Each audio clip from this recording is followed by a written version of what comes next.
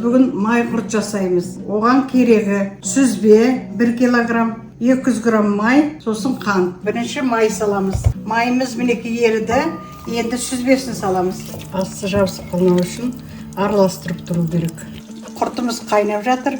Қазір 1,5 сағаттай қайнатамыз, содан кейін қант саламыз. Сосын тағы да қайнатамыз. Май құртымыз 1,5 сағаттай қайнады. Енді бұның үстіне қант саламыз. Енді бұл қайнап, қоңыр болады түсі. Мінекей май құртымыз дайын болды.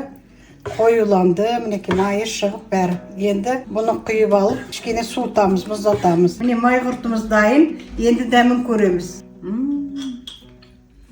Тамаша. Өте дәмді, қанты да бәрі де әдемі. Майғұрт десе майғұрт екен өзі. Тіске жұмсақ, балаларға берсе де пайдалы. Осылай қылып жасаңыздар, балаларыңызға жасаңыздар. Үлкен кісілерге, өздеріңізге де пайдалы. Осылай жасаңыздар, өте дәмді.